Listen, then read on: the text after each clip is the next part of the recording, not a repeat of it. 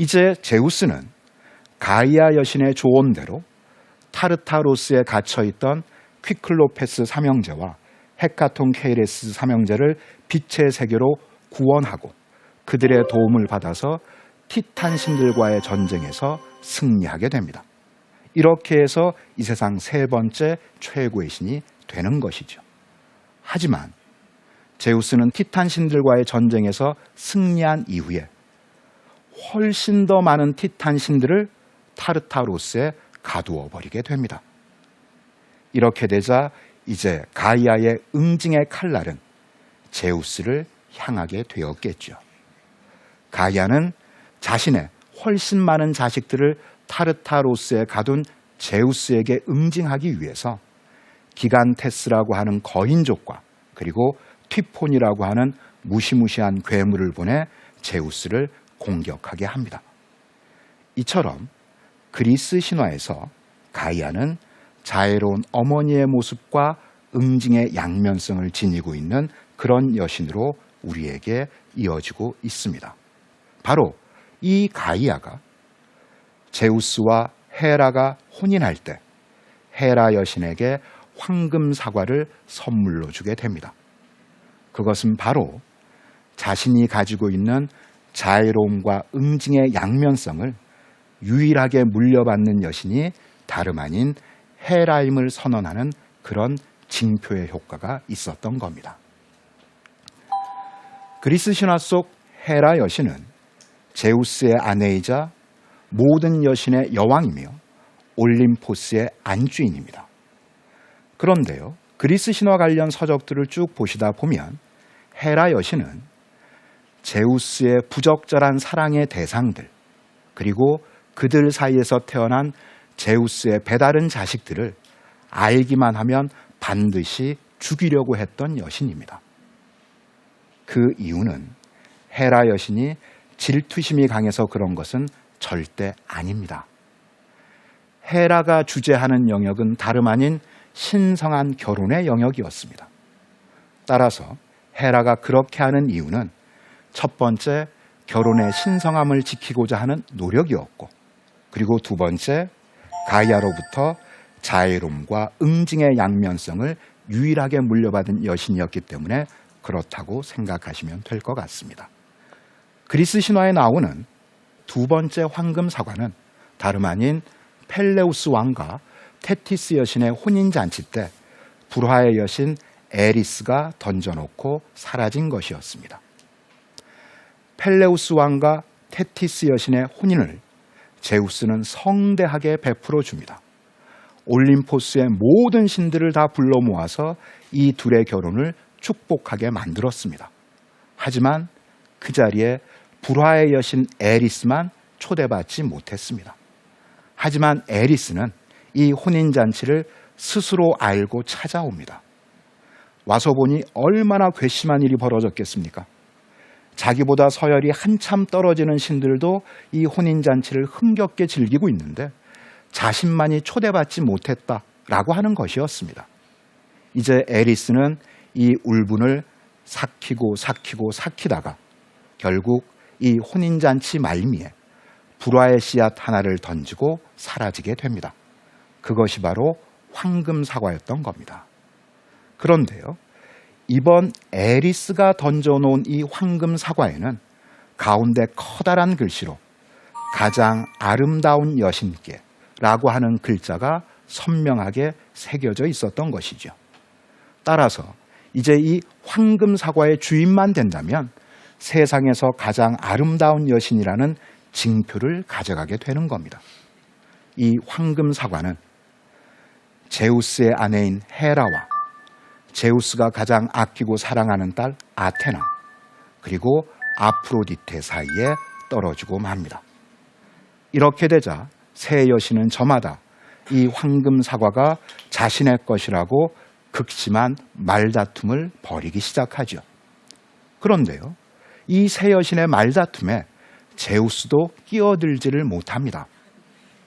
이렇게 되자 이제 제우스는 자신의 전령신 헤르메스를 시켜서 이 황금 사과의 주인을 가리는 일을 양치기인 파리스에게 맡기라고 명령하게 됩니다.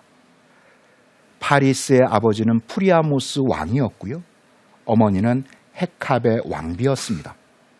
다시 말씀드려서 파리스는 트로이아의 왕자로 세상에 태어나게 됩니다. 자, 그러면 왕자로 태어난 애가 왜 양치기의 삶을 살아가고 있느냐? 파리스가 세상에 태어날 때 하늘에서 신의 음성이 들립니다. 이 아이가 장차 나라를 위태롭게 할 것이다. 이 신의 음성을 듣자마자 모든 왕족들이 왕과 왕비에게 갓 태어난 어린 아이를 죽이라고 요구합니다. 하지만 아버지와 어머니는 이제 갓 태어난 자신들의 자식을 자신들의 손으로 도저히 죽일 수가 없었던 것이죠. 특히 어머니인 헤캅의 왕비는 아들을 죽일 것을 요구하는 모든 왕족들 앞에 무릎을 꿇고 눈물을 흘리면서 간청합니다. 이 어머니의 눈물의 호소가 받아들여져서 파리스는 태어나 어머니 품에 한 번도 안겨보지 못한 그 상태로 성문 밖 먼 숲속에 버려지게 되지요. 그리고 이 버려진 갓난아이가 지나가던 양치기들에게 발견돼 그들의 손에 자라 현재 양치기의 삶을 살아가고 있었습니다. 지금 보시는 이 그림은 루벤스가 그린 파리스의 심판이라고 하는 아주 유명한 그림입니다. 루벤스는 이 그림을 통해서 이곳에 등장한 여신이 누군지를 이미 다 확인시켜주고 있습니다. 자, 먼저 공작을 확인하셨습니까? 그러면 누구겠습니까? 헤라 여신입니다. 자, 좌측편에 보시면 메두사의 머리가 걸린 아이기스란 방패 보이십니까? 그러면 누구겠습니까? 아테나입니다. 나머지 한 여신은 아프로디테겠죠. 아프로디테는 현재 자신이 가장 아끼고 사랑하는 아들 에로스와 함께 이곳에 와 있었습니다. 자, 이제 반대쪽으로 가보시죠. 나무 뒤에서 이 양치기가 어떤 선택을 할지를 바라보고 있는 날개 달린 모자 페타소스를 쓰고 있는 신은 누구겠습니까? 그렇습니다. 그리고 나무 둥지에 걸터 앉아 있고 양치기 개가 보이며 양모리 지팡이가 있고 그리고 손에 황금 사과를 든 자가 다름 아닌 파리스죠. 자, 이제 파리스가 이 황금 사과의 주인을 가리게 됩니다. 그런데요, 인간의 눈으로 누가 더 아름다운지를 절대로 가늠해낼 수 없었던 것입니다. 자, 이제 파리스가 어떤 결정을 해야 될지 당황하고 있을 때 새 여신은 저마다 자신에게 황금 사과를 주면 나는 그 대가로 너에게 무엇을 줄 수 있는지 파리스에게 선물의 내역들을 공개하기 시작합니다. 먼저 헤라 여신은요, 너가 나에게 황금 사과를 준다면 나는 너에게 동방 전체의 지배권을 주겠다 라고 약속합니다. 아테나 여신은요, 너가 나에게 황금 사과를 준다면 나는 너가 살아가면서 일으킬 모든 전쟁에서의 승리 그리고 인간이 가질 수 있는 최고의 지혜를 주겠다 라고 약속합니다. 아프로디테는요, 너가 나에게 황금 사과를 준다면 나는 너가 세상에서 가장 아름다운 여인과 사랑할 수 있도록 도와주겠다 라고 약속하게 되죠. 결국 파리스는 아프로디테 여신을 선택하게 되었던 것이죠. 자, 그러면 파리스가 왜 이와 같은 선택을 했을지 한번 생각해 보시죠. 갓난아이가 세상에 태어나자마자 누군가에게 죄를 짓거나 이러지는 않았을 겁니다. 다시 말씀드려서 자신과 아무 상관없는 하늘에서 들린 신의 음성 때문에 태어나 어머니 품에 안겨보지도 못한 채 세상 밖에 버려졌던 것입니다.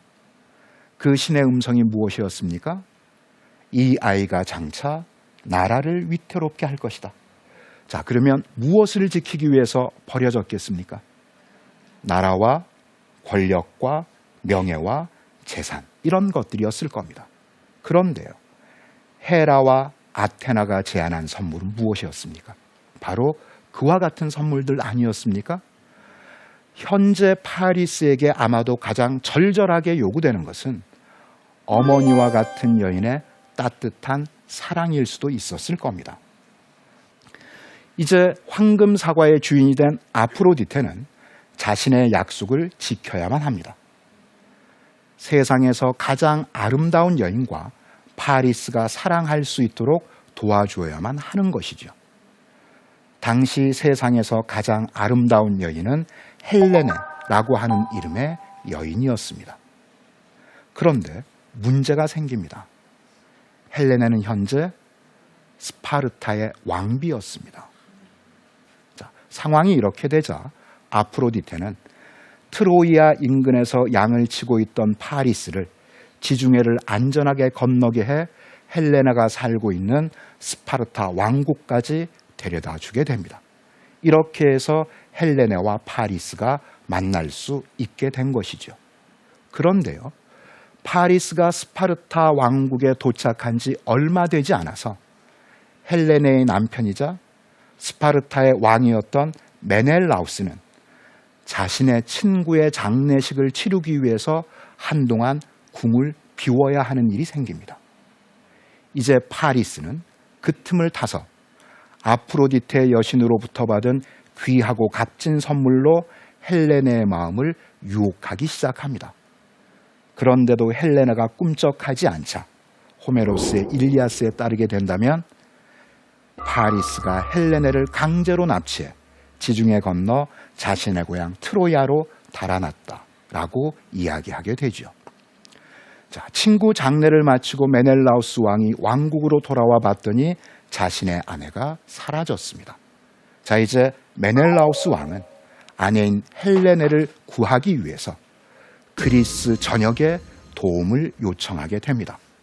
그렇게 해서 헬레네를 구해오기 위해 그리스 연합군이 결성되게 되고 그렇게 해서 일어난 전쟁이 다름 아닌 트로이아 전쟁입니다. 그런데요, 트로이아 전쟁은 기원전 1250년경에 실제로 일어났던 역사적인 사건입니다. 오늘날 수많은 고고학자들은 그 트로이아 전쟁이 일어난 실제 원인을 지중해 해상 무역권을 놓고 벌였던 전쟁이었다라고들 이야기를 합니다. 원래 지중해 해상 무역권은 그리스 본토가 장악하고 있었습니다. 그런데 이 전쟁이 일어나기 직전 그 본토가 장악하고 있었던 해상 무역권을 트로이아가 가져가게 되었다는 것이죠. 그래서 그리스 본토가 다시 힘을 합해서 그 지중해 해상 무역권을 찾아오기 위해 트로이아를 공격한 것, 이것이 역사 속 트로이아 전쟁입니다. 그렇다면 헬레네의 상징은 무엇이겠습니까? 그렇습니다. 지중해 해상 무역권을 의미하는 그와 같은 상징이 녹아있다라고 저는 생각을 합니다. 신화학자인 요셉 캠벨은 신화의 힘이라고 하는 자신의 책에서 인간이 실제 경험했던 역사는 전설이 되어 구전으로 떠돌아다니다가 지금 우리 시대에는 신화라는 이름으로 전해지고 있다라고 하는 이야기를 합니다. 실제 신화 속에 나오는 모든 이야기가 그들의 실제 역사와 1대1로 대응되는 것은 물론 아니겠지만 그 이야기를 어떻게 읽으시냐에 따라서 그 속에 포함된 은유적인 상징들을 충분히 찾아내실 수 있지 않을까라고 생각하게 됩니다. 감사합니다.